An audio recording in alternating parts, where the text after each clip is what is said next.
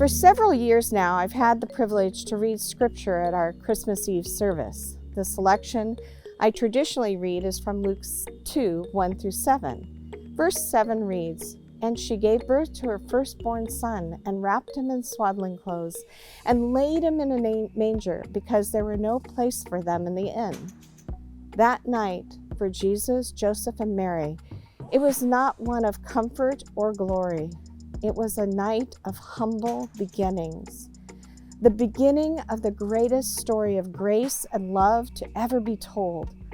It touches my soul to think that the Prince of Peace was born in the manger and did so out of love for all of us to have relationship with him.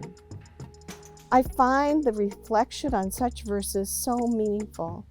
I focus on the story of Jesus and how he loved us so much to come to earth under such humble circumstances and live a life of sacrifice for all of us.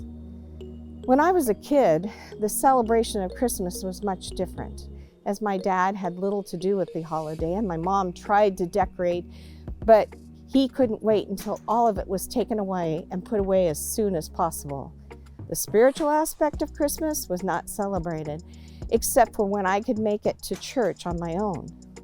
When I became an adult, I got to participate in Christmas Eve. Candlelight service, it was there that I felt the true peace that was observed, and the comfort of grace was celebrated at Christmas time. We can do all we want to make Christmas special, but when the scripture of the birth of Jesus is shared, it is in this simplicity that Christmas bears the true meaning and the peace.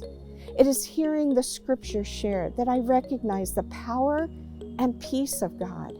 For my family, I have the opportunity to reflect on the gift of Jesus in our lives. This is what brings the true meaning to Christmas. My heart and soul is delighted when I hear the triumphant words of who Jesus is and how he loves us into his heavenly family.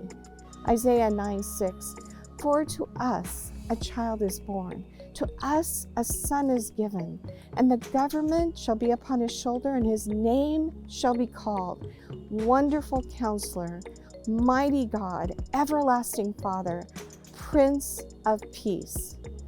In all the hype and busy schedule demands of this season, I pray that we pause and allow the beautiful love of Jesus to guide our hearts towards his glory.